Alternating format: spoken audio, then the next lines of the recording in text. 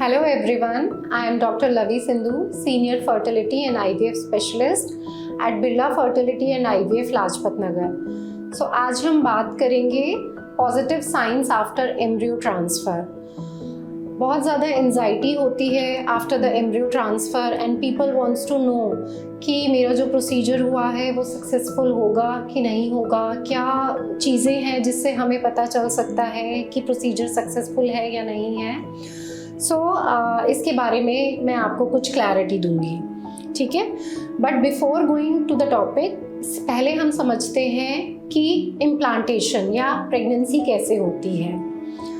Normally क्या होता है, हर फीमेल की ओवरी से एक एग हर महीने रिलीज़ होता है।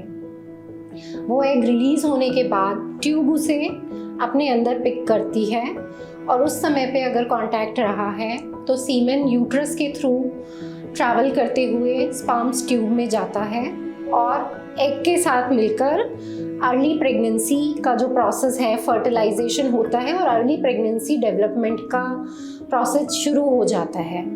फिर वो अर्ली प्रेगनेंसी ट्यूब से होते हुए तकरीबन 5वें दिन यूट्रस यानी कि बच्चेदानी में एंटर होती है और फिर वो बच्चेदानी की इनर सतह पे यानी कि एंडोमेट्रियम में कांटेक्ट बनाता है और अटैचमेंट का प्रोसेस शुरू होता है और फिर फर्दर प्रेगनेंसी डेवलप होनी शुरू होती है।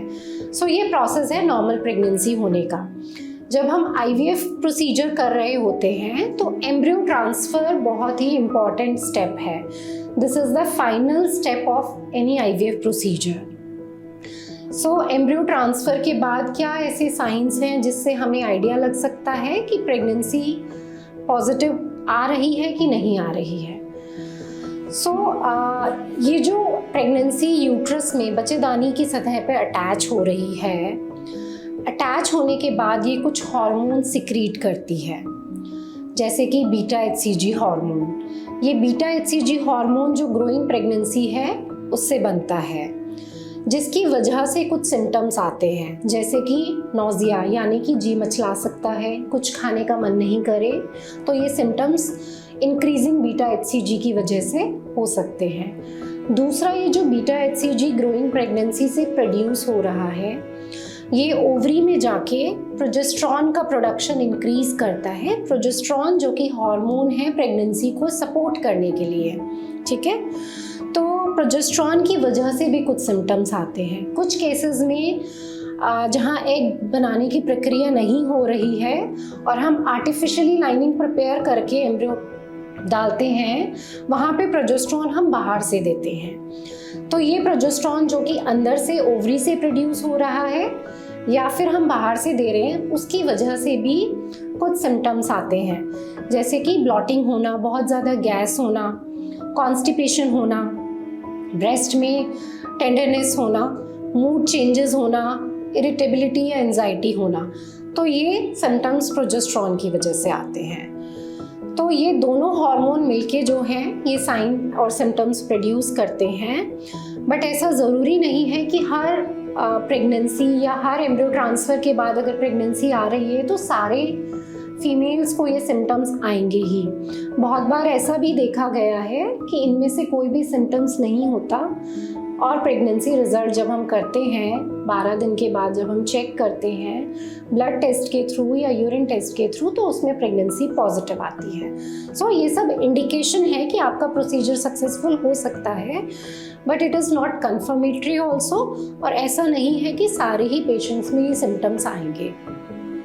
अनदर थिंग, जब प्रेगनेंसी यूट्रस की सतह पर अटैच हो रही होती है तो वहाँ पे कुछ ब्लड वेसल्स का डेवलपमेंट होता है, जिसकी वजह से कभी कभी अटैचमेंट के टाइम पे, इम्प्लांटेशन के टाइम पे कुछ स्पॉटिंग हो सकती है, which is very normal and it is considered as a positive symptom after embryo transfer, ठीक है। तो उसमें कोई घबराने की बात नहीं है। अगर कुछ लोगों को ट्रांसफ़र के 7-8 दिन के बाद कभी स्पॉटिंग होती है तो ये भी एक इंडिकेशन होता है कि इम्प्लांटेशन का प्रोसेस हो रहा है। उसके अलावा और क्या चीज़ें हैं जिनसे आप जान सकते हो? द कन्फर्मेटरी टेस्ट इज़ कि आप अपने यूरिन में या ब्लड में बीटा एचसीजी हार्मोन का टेस्ट करें। ये हार्मोन आपको कंफर्म बता देगा। यूपीटी में अगर 2 लाइंस आ रही हैं 12 दिन के बाद, 12 से 13 दिन के बाद, या फिर जो ब्लड टेस्ट है जो कि बहुत ज़्यादा सेंसिटिव है, वो इवन आपको 9 या 10वें दिन पे भी बता सकता है कि आपका ट्रांसफ़र का प्रोसीजर सक्सेसफुल है और प्रेगनेंसी पॉजिटिव है। सो ये कंफर्मेटरी टेस्ट होते हैं। उसके अलावा कुछ ऐसी चीज़ें हैं जो क्वेश्चंस दिमाग में होते हैं पेशेंट्स को कि हम क्या खाएं, क्या नहीं खाएं, या कुछ ऐसे वार्निंग सिम्टम्स। तो सबसे पहले हम बात करेंगे वार्निंग सिम्टम्स।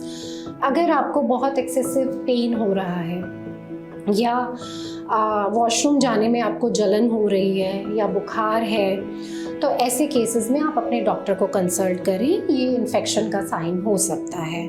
सो आपको अपने डॉक्टर से बात करना है एंड अकॉर्डिंगली वो जो आपको एडवाइस करते हैं वो मेडिकेशन आपको फॉलो करनी है।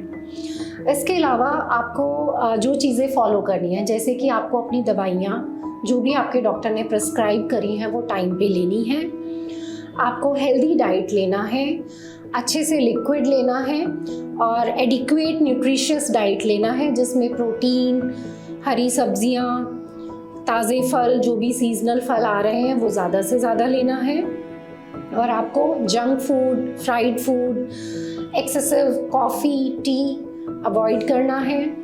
उसके अलावा स्मोकिंग, अल्कोहल नहीं करना है, एडिक्वेट रेस्ट लेना है, स्ट्रेस और एंजाइटी अवॉइड करना है। तो ये कुछ ऐसी चीज़ें हैं जो आप करके you can ensure a healthy and a relaxed body for your process of implantation.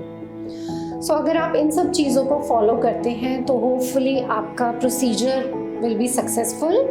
And I suggest you कि अगर आपको कोई भी क्वेरी है, आपको कहीं पे भी कोई कन्फ्यूजन है, तो आप over the counter Google search करके या रैंडमली किसी से भी एडवाइस लेके फॉलो नहीं करें, आप अपने डॉक्टर को कंसल्ट करें।